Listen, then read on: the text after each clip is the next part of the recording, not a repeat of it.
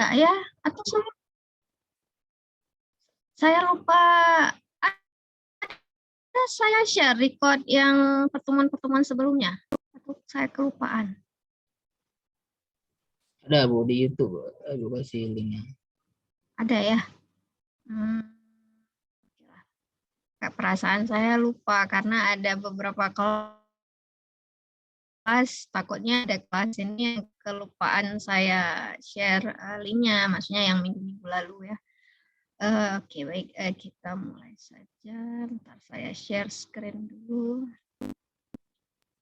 Oke, nah jadi hari ini kita akan membahas koleksi data. Minggu lalu kan kita udah bahas abstrak kelas ya, minggu lalu interface, minggu sebelumnya lagi terkait abstrak kelas.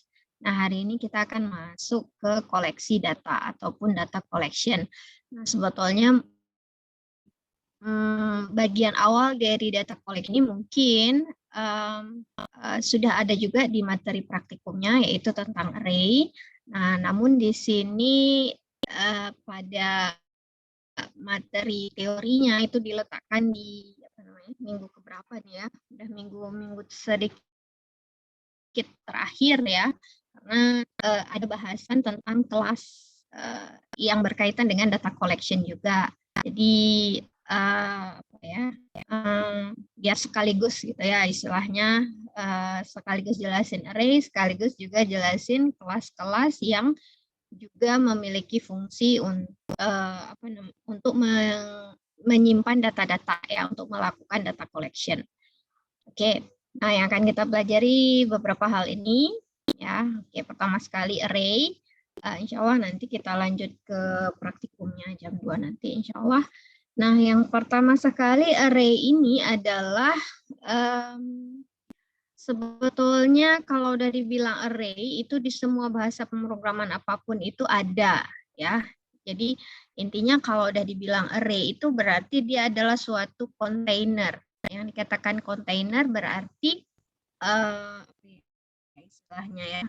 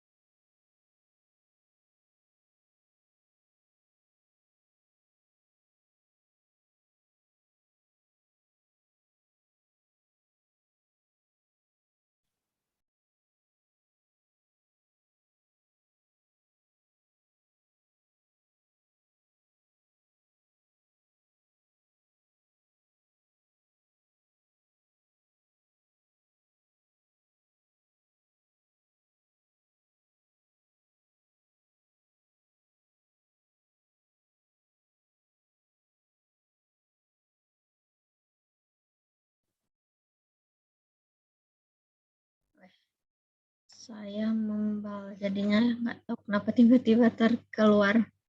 Padahal biasa kalau di rumah nggak ada masalah, kecuali mati lampu. Oke, saya lanjut lah ya. Oke. Nah, jadi sampai mana ya? Oke. Nah, jadi ya cara kita membuat array sebetulnya seperti tipe data biasa juga, hanya bedanya ada simbol yang seperti ini ya. Jadi ada simbol buka kurung siku seperti ini yang itu menandakan bahwa variabel ini adalah variabel array, berarti dia bisa menyimpan banyak data. Nah, struktur data di dalam array ini ciri utamanya memang harus sama. Jadi kalau udah kita buat di sini ARR itu di depannya ada integer, berarti isi di dalam ARR ini isinya hanya boleh integer saja ya, satu jenis yang sama. Dan ciri lainnya yang ada pada array ini berbasis indeks. Apa maknanya berbasis indeks? Jadi kalau kita punya array, misalnya ada array-nya itu ada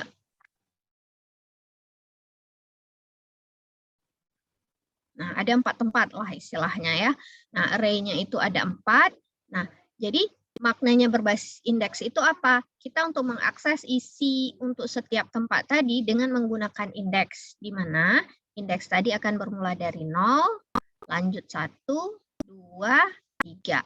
Jadi 4 tempat berarti indeks yang pertama itu memang harus 0. Jadi kalau misalnya ditanya, boleh nggak indeksnya itu mulai dari 1 gitu? Nggak bisa. Jadi tetap saja yang namanya array itu defaultnya yang pertama sekali adalah 0.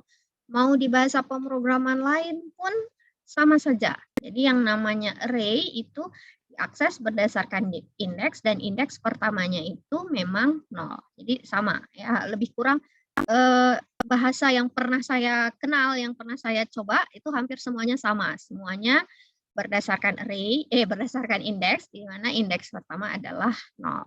Dan indeks yang paling terakhir itu adalah n kurang 1. Apa maknanya? Kalau misalnya kita bilang array-nya itu 4, berarti hanya boleh ada 4 yang data yang bisa kita simpan pada array tadi. Nah, karena dia mulainya 0, berarti indeks yang paling terakhir berapa?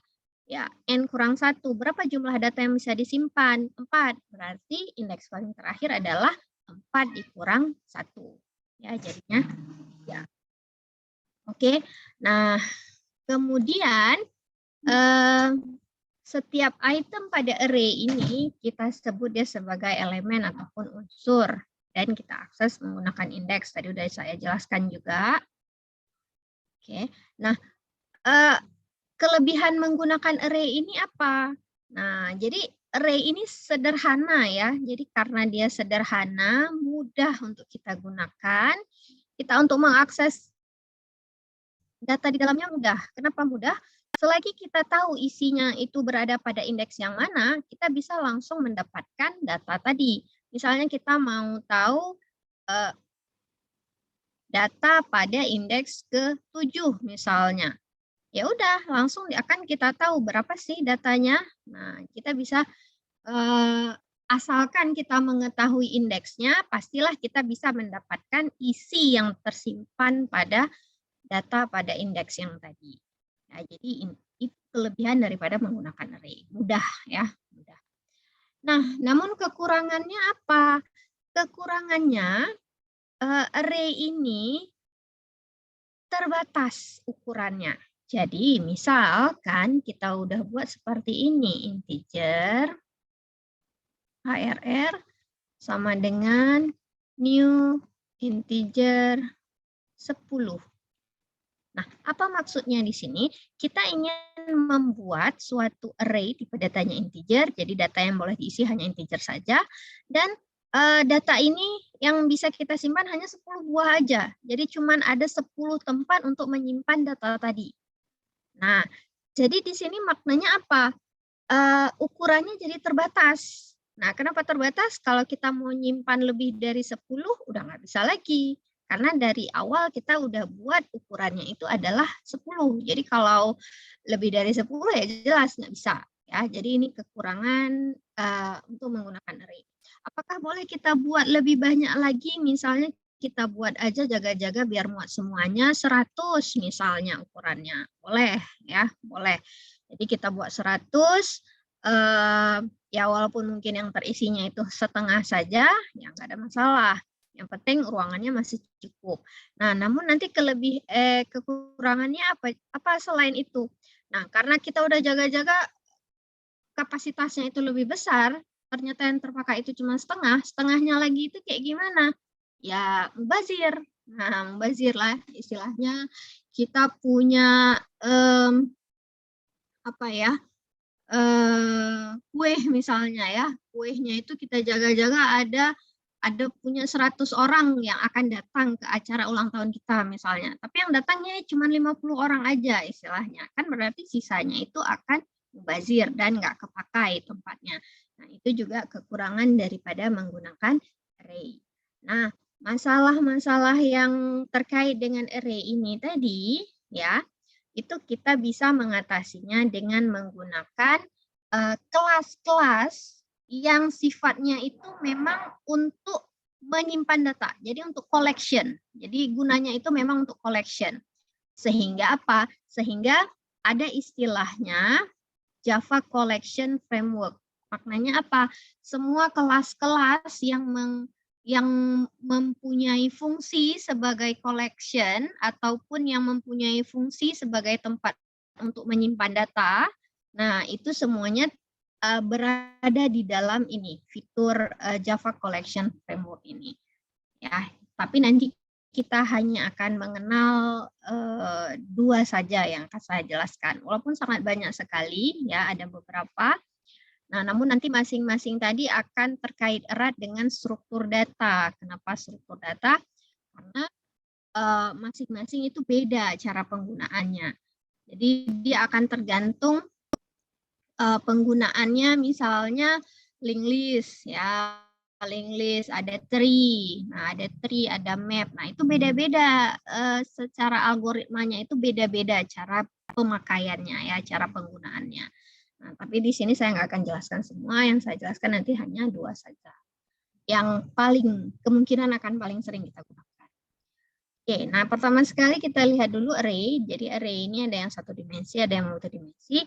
Nah, 1 dimensi itu maknanya apa? Nah, kalau kalian lihat ada sintaksnya seperti ini, ada buka kurungnya cuma 1 aja, itu berarti 1 dimensi.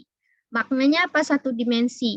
Berarti kalau kita buat dalam suatu matriks, nah berarti matriksnya kayak gini, 1 dimensi, cuma ada 1 baris aja, ya. Kalau kita buat dalam bentuk matriks, ini bukan matriks ya, table malah ini kesannya ya. Ya, jadi istilahnya ya apakah ini table atau matriks, tapi intinya kalau dikatakan 1 dimensi berarti dia cuma ada 1 baris saja, ya. Kolomnya ya boleh berapa saja, seberapa banyak yang kita buat isi datanya di sini, ya sebanyak itulah dia jumlah kolom yang akan disediakan, ya jumlah tempat yang akan disediakan. Nah, cara untuk membuat array 1 dimensi ini seperti apa? Jadi ada 2 cara yang utama. Apakah kita langsung memberikan nilainya? Nah, ini ada buka kurung kurawal, ini ditutup. Kita langsung kasih nilainya di sini. Nah, suka hati kalau misalnya contohnya seperti apa yang seperti ini. Jadi di sini integer, bilangan bulat, kita langsung memberikan nilainya. Nah, apa saja nilainya? Ada 3, 5, 7. Nah, maknanya apa di sini? Maknanya bil bulat ini ya itu merupakan satu tempat di memori di mana tempat tadi itu cuma punya 3 tempat aja otomatis. Jadi seberapa banyak yang kita buat di awal datanya, segitulah dia tempatnya dibuat di dalam memori. Jadi tidak mubazir. Ya, jadi kalau kita buat seperti ini tidak mubazir. Cuman apa kekurangannya? Ya nggak bisa nambahin lagi. Jadi kalau udah kita buat di sini cuma 3 data, dibuat di sini cuma 3 data, ya 3 data aja yang bisa kita simpan. Tuh, ya. Nah, cara yang kedua gimana? Cara yang kedua, kita nggak membuat, kita tidak langsung menyimpan isinya. Tapi yang kita buat apa? Yang kita buat nanti berapa sih ukuran daripada array-nya itu tadi? Nah, seperti tadi saya bilang, mau buat ukurannya itu 10, silahkan. Mau buat ukurannya 50, silahkan. Nggak ada masalah. Sesuai keperluan kita. Kalau kita anggap kayaknya datanya itu tidak akan melebihi 100 misalnya, ya udah kita buat aja 100 maksimalnya. Boleh, nggak ada masalah. Nah, jadi caranya gimana? Seperti ini. Nah, bedanya apa? Kalau yang pertama, saat kita buat, maknanya di dalamnya itu langsung ada isi. Pada indeks 0, isinya adalah 3. Ya. Pada setiap terawih itu aku main 3-3 match sama itu latihan. Itu baru kita main.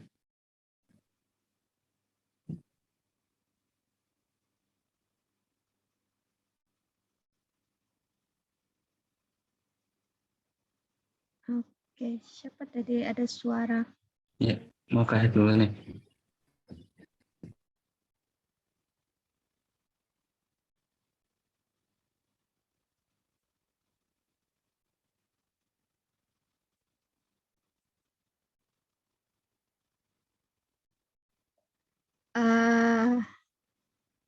Oke, tadi ada lupa gara ada suara siapa tadi yang nggak di mute ya.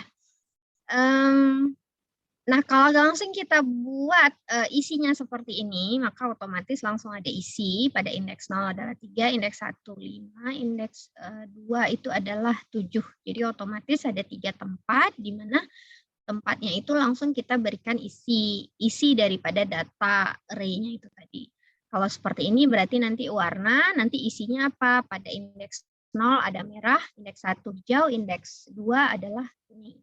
Nah, bedanya kalau kita membuatnya seperti ini, yang kita berikan itu adalah ukuran daripada array-nya, ya. Maknanya apa? Array-nya ini kosong, nggak ada isi. Nah, tidak ada isi, tapi ukurannya berapa? Kalau di sini kita buat 100, berarti ada 100 tempat. Nah, yang kosong, 100 tempat yang bisa kita isi. Berarti nanti dia akan bermula dari indeks 0 hingga indeks ke 99. Jadi seperti itu ya. Jadi ada 2 cara. Nah, mungkin kalau kalian lihat sintaksnya di sini, ini ada yang ditaruh di depan, ada yang ditaruh di ujung di sini. Bedanya apa?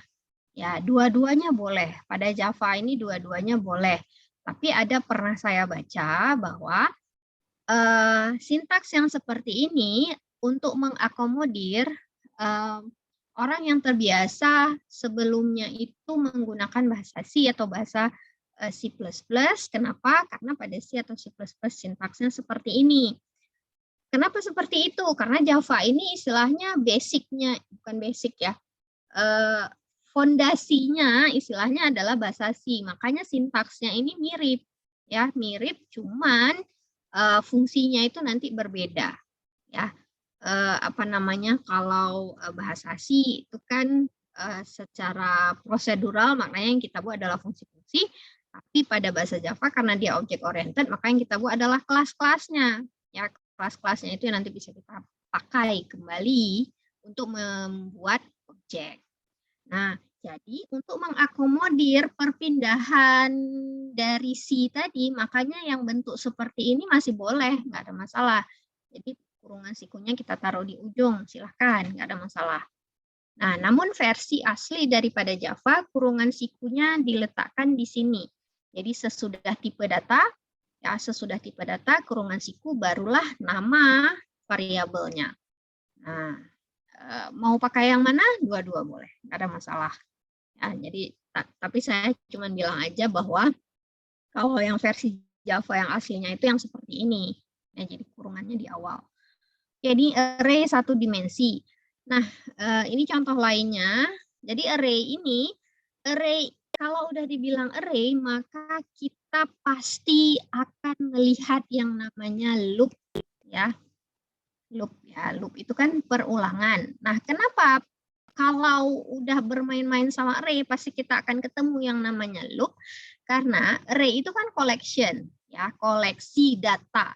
Kan nggak mungkin kita akses datanya itu satu persatu, bil, bulat. Kalau mau kita cetak satu, habis itu system.out.println bil bulat satu, system .out.println lagi 2.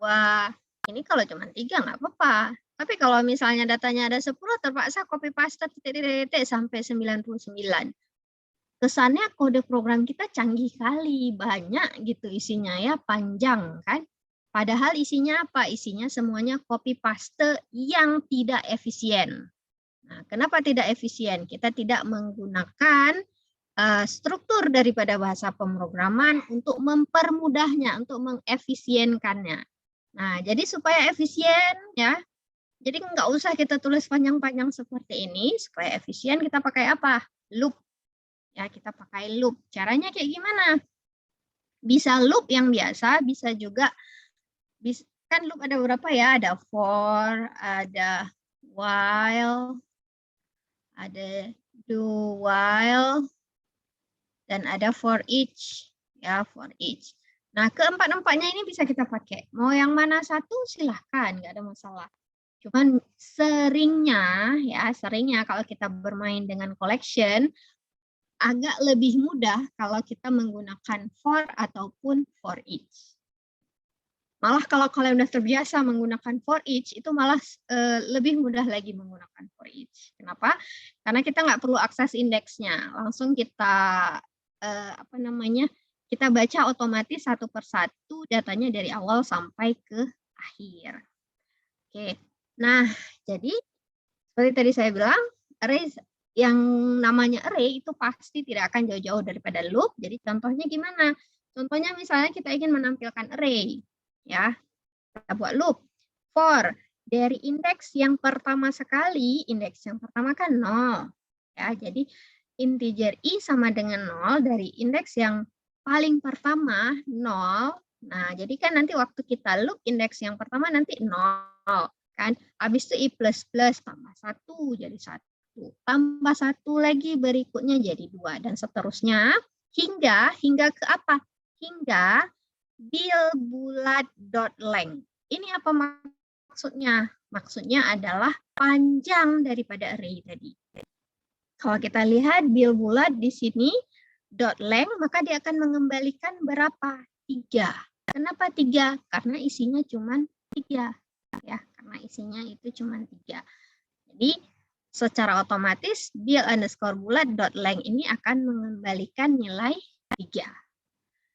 Apakah boleh di sini kita buat 3? Boleh. Tapi kalau tiba-tiba bil bulatnya itu kita tambah lagi beberapa data, nah kan ini kan harus ngubah lagi jadinya kan. Nah, tapi kalau di sini langsung kita buat bil_bulat.length, berapapun ini data kita tambah, misalnya kita tambah lagi nih jadi 9, tambah 11, tambah 13, tambah 15, tambah 17. Nah, berapapun itu data yang kita tambahkan, nah, nggak ada masalah. Kenapa? Di bagian ini kita nggak ada perlu ubah-ubah lagi. Karena .length. Length itu pasti akan mengembalikan berapa panjang daripada array. Oke. Nah, jadi langsung saja di dalam loop-nya ini dicetak. Yang dicetak adalah indeksnya, yaitu i. Jadi i-nya itu nanti akan bermula dari 0, tambah 1, tambah 2, tambah 1 lagi jadi 2. Ya, kemudian nanti waktu i-nya jadi 3, kan udah salah ya. I-nya 3, 3 kurang dari 3, 3 kurang dari 3, betul nggak salah? 3 kurang dari 3 nggak? Salah. Salah kan? Ya. Nah, kan saya udah jelasin kalau loop dan selection itu pastilah akan melibatkan proses pengujian ataupun kondisi. Dan setiap proses pengujian tadi akan nanti waktu kita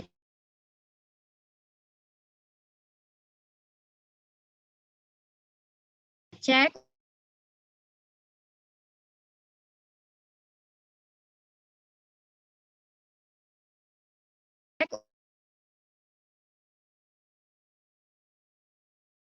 waktunya 3 kurang dari 4, 2 ini warna .length ya sama aja, sama persis prosesnya. Internet di rumah saya tidak stabil. Oke, kita lanjut ya, array multidimensi. Nah, array multidimensi, apakah ada batasan berapa dimensinya? Tidak ada batasan, mau berapapun itu boleh. Tapi jarang. Paling banyak dimensi yang digunakan itu adalah 3 dimensi biasanya. Ya, kalau 4 dimensi kayaknya udah nggak kebayang lagi saya bentuknya kayak gimana ya. Nah, kalau 2 dimensi ya berarti buka kurungannya itu ada 2. Nah, seperti ini. Nah, ini kan contohnya ada 2 kurungan siku, berarti maknanya dia adalah 2 dimensi. Ya, 2 dimensi. Kalau 3 dimensi seperti apa? Tambahin aja 1 kurungan lagi. Nah, ini akan menjadi 3 dimensi. Maksud daripada 2 dimensi, 3 dimensi, dan seterusnya ini seperti apa? Berarti kalau 2 dimensi, bayangkan aja itu seperti matriks atau seperti tabel. Nah, seperti tabel. Yang pertama ini, itu akan menyatakan barisnya. Ya, misalnya kita buat di sini 3, di sini kita buat 4. Maka maknanya ini ada 3 baris, ya, ada 3 baris. 4 ini bermakna apa? Kolomnya, ya, kolomnya. Jadi berarti kalau kita buat 4, berarti ada 4 kolom. 1, 2, 3, 4, seperti itu. Itu maknanya. Jadi yang multidimensi, yang 2 dimensi ya, yang 2 dimensi itu nanti biasanya akan menjadi tabel, ya, tabel. Yang pertama ini menyatakan baris, dan yang kedua ini menyatakan kolomnya. Kalau misalnya 3 dimensi, ya berarti 3 dimensi, bayangkan aja seperti 3 dimensi ya. Kalau 3 dimensi kan berarti ada kemarinnya lagi ya, ada depth, istilahnya depth itu kan ketebalan ya, kedalaman. Nah, jadi udah kayak kalau kita bandingin kayak Rubik ya, Rubik kan. Kalau yang depannya aja, nah yang bagian depannya aja itu adalah 2 dimensinya. Tapi kalau udah kita bayangin seperti kotak Rubiknya, maka itu adalah bentuk dari 3 dimensi. Caranya seperti apa yang 3 dimensi? Sama aja, cuman berarti kurungannya nanti ada 3 kali. Nah, bagaimana cara untuk membuat array yang multidimensi tadi? Sama saja, bisa langsung kita berikan nilai ataupun kita kasih ukurannya. Nah, berikut ini ada contohnya.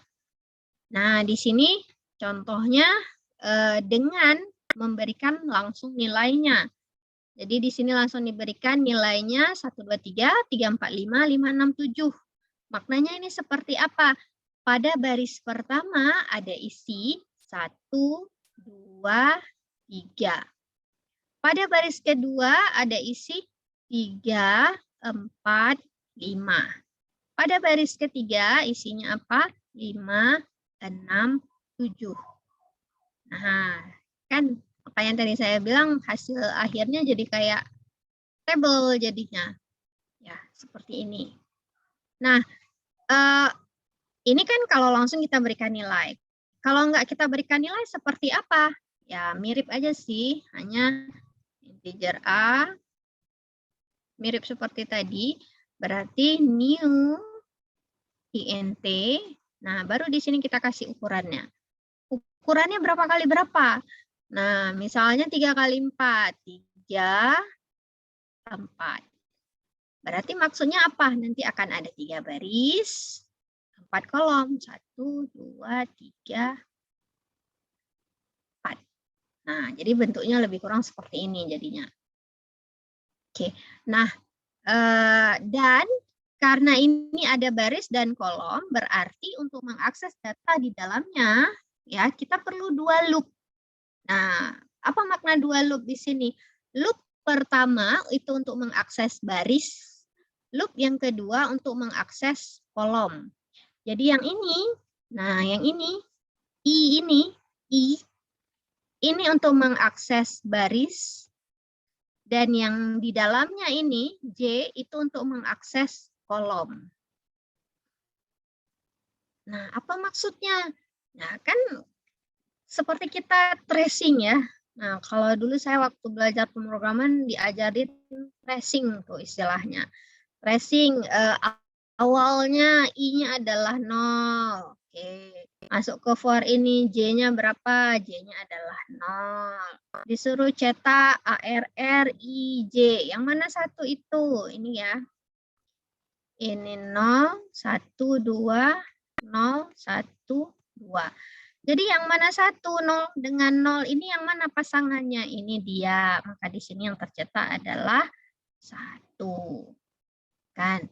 Habis itu tracing lagi, balik lagi J. J-nya tambah 1 sekarang plus-plus kan. Nah, J ditambah 1 jadi 1. 1 kurang dari 3 true. Maka di sini jadi 1. 0, 1. Yang mana 1 itu 0, 1, 0, 1, 2. Maka di sini yang tercetak adalah 2. Kan? Berikutnya, J-nya tambah 1 lagi, J-nya jadi 2. Apakah 2 kurang dari 3? Ya, 2 kurang dari 3. Cetak lagi I dengan J. I-nya masih 0 nih, J-nya 2. 0, 2. Maka isinya di sini yang tercetak 3. Habis itu J-nya tambah lagi 1, jadi 3. 3 kurang dari 3, salah. Kan? 3 kan nggak kurang dari 3 kan? False ya. Nah, jadi karena false, maka dia akan balik lagi ke for yang di atasnya lagi. Nah, apa yang dilakukan? I plus. Nya tadi 0, tambah 1, sekarang jadi 1. Habis itu di dalamnya apa? For integer J sama dengan 0. Nah, ini dia maknanya. Jadi nilai J-nya ya untuk setiap level I itu akan berubah balik lagi ke nilai awal.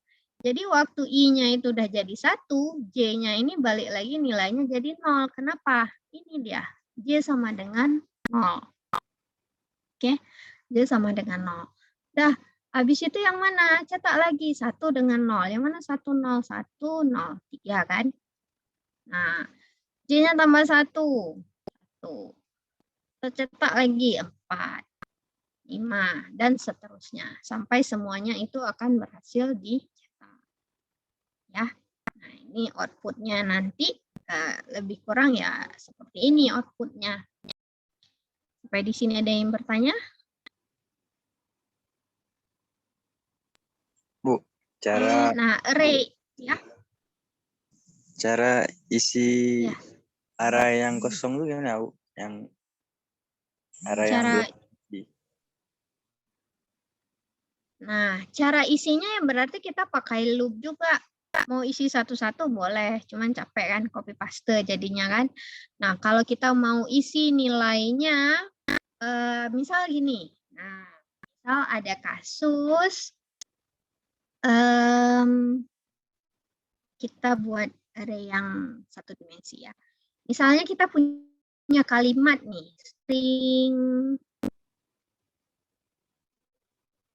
string S sama dengan, nah, saya hari ini kuliah PBU misalnya. String kan? Nah, string ini kan berarti kumpulan daripada karakter. Nah, kita tuh mau supaya setiap item ini, setiap kata ini terpisahkan otomatis ke dalam array misalnya. Bisa. Nah, bisa. Jadi istilahnya kayak gini. Bagaimana caranya untuk memasukkan data ke dalam array yang masih kosong? Ya. Tergantung datanya ini dari mana. Kalau datanya itu memang harus kita masukkan satu per satu, ya udah berarti terpaksa copy paste satu per satu seperti ini kita buat. Tapi kalau datanya tadi istilahnya ada berurut ya, datanya itu berurut, misalnya datanya itu nilai dari 1 hingga ke 100 misalnya. Datanya berurut.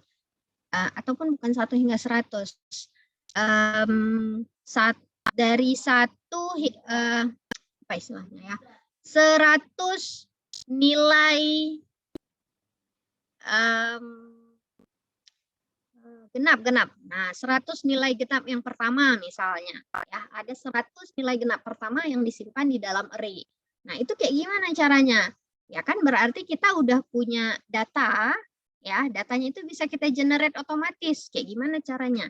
Nah, jadi anggaplah kita punya array kosong. Ya. Kan 100 nilai genap berarti kita perlu 100. Nah, perlu 100 tempat. Kemudian cara isinya kayak gimana? Nah, seperti tadi saya bilang, isinya sekarang kayak gimana?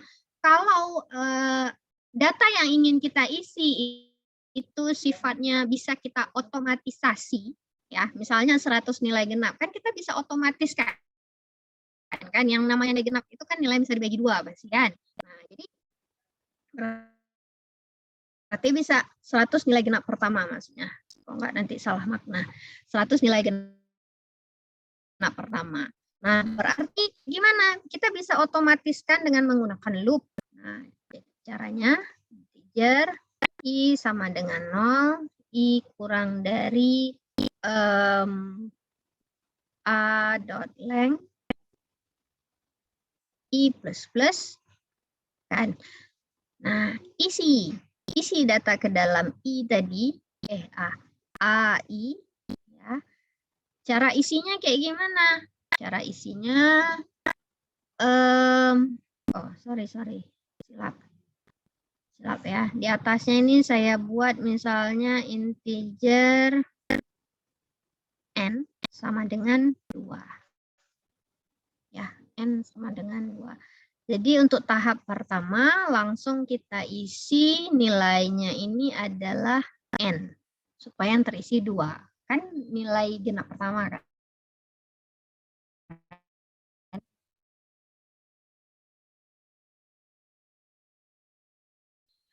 Yang gimana caranya supaya dia jadi 4?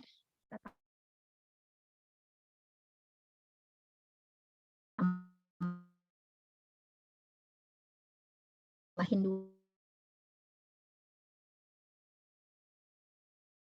2 aja. Tambah itu maknanya. Sama ya.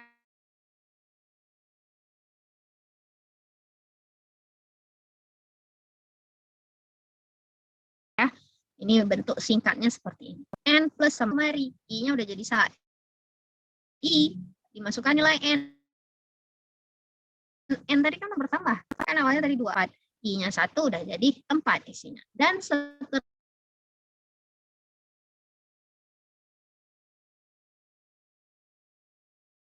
seterusnya sampai berapa? Untuk mengisi data di dalam array, tergantung datanya itu kayak gimana. Kalau datanya itu bisa kita otomatisasi, kan tergantung kasusnya nih. Kalau bisa otomatis, misalnya 10 nilai pertama di dalam abjad misalnya, ataupun semua nilai abjad yang ada misalnya, atau apapun itu yang maknanya dia akan berurutan datanya, atau misalnya 10 nilai pertama yang bisa dibagi 10 misalnya. 10 nilai pertama bisa dibagi 10 kan berarti 10, 20, 30, 40 dan seterusnya kan. Nah, 10 aja, 10 nilai pertama. Nah, proses yang seperti itu kita bisa otomatisasi dengan menggunakan loop for.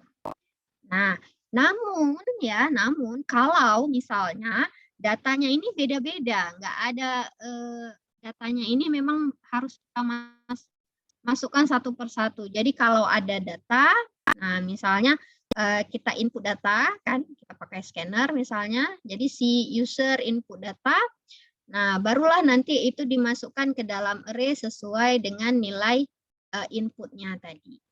Nah itu bisa juga. Nah berarti kalau seperti ini apa?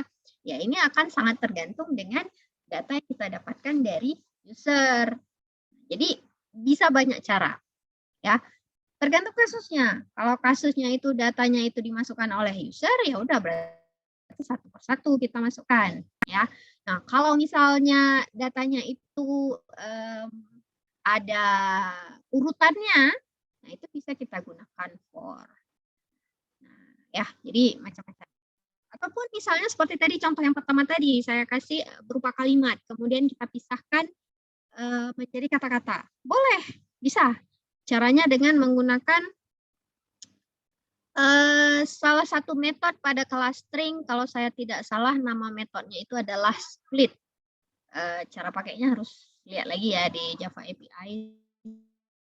Saya takut silap.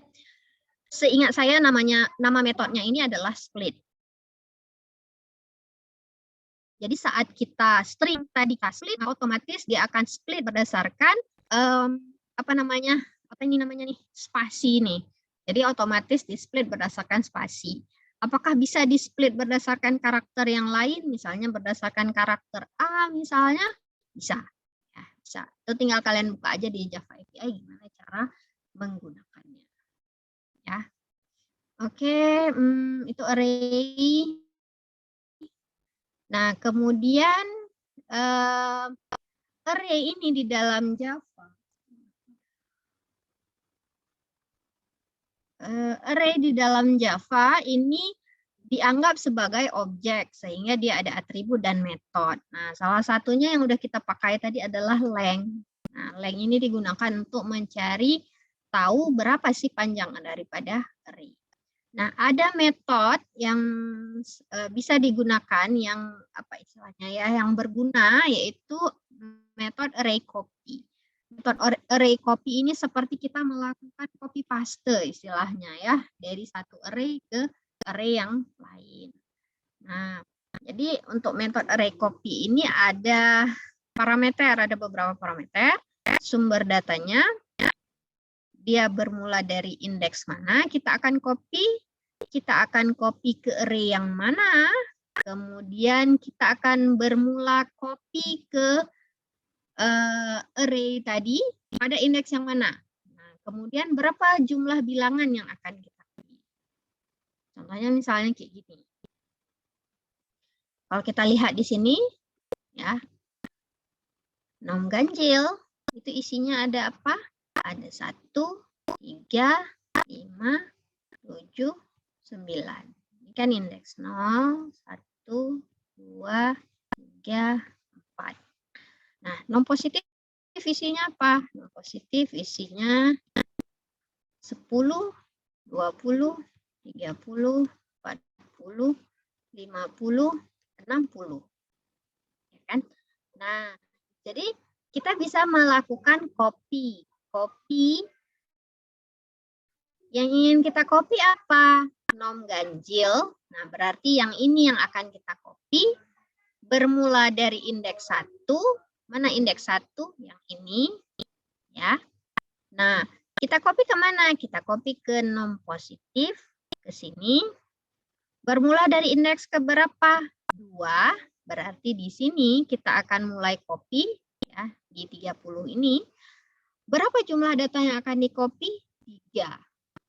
Maknanya apa? Kita akan pindahin nih. Kan mulai dari indeks 1 nih tadi kan. Berarti dari 3. 3 kita copy kemari, maka di sini jadi 3. Kemudian 3 buah ya. 3 buah data yang mau di-copy berarti 5. Ya, 5 kita pindahkan ke sini. Maka di sini isinya jadi 5. Kemudian 7. Nah, 7 kita pindahkan ke sini sehingga 50 nggak ada lagi, sekarang sudah terisi 7. Ya, jadi seperti itu proses dari copy. Jadi array ini bisa kita lakukan proses copy di dalamnya ya. Karena dia ada kelas dan metode yang bisa kita gunakan. Ya, ini dia hasilnya. Oke. 12:30 ya. Apa kita lanjutkan sesudah ini nanti aja ya. Sesudah kita lanjutkan jam 2 lagi nanti ya, insya Allah ya. Sedikit materi baru nanti kita lanjut ke praktikumnya ya. Oke, nanti kita lanjutkan kembali insya Allah jam 2 nanti ya. Saya akhiri di sini dulu, nanti ketemu kembali ya sebetulnya. Assalamualaikum warahmatullahi wabarakatuh. Waalaikumsalam warahmatullahi wabarakatuh.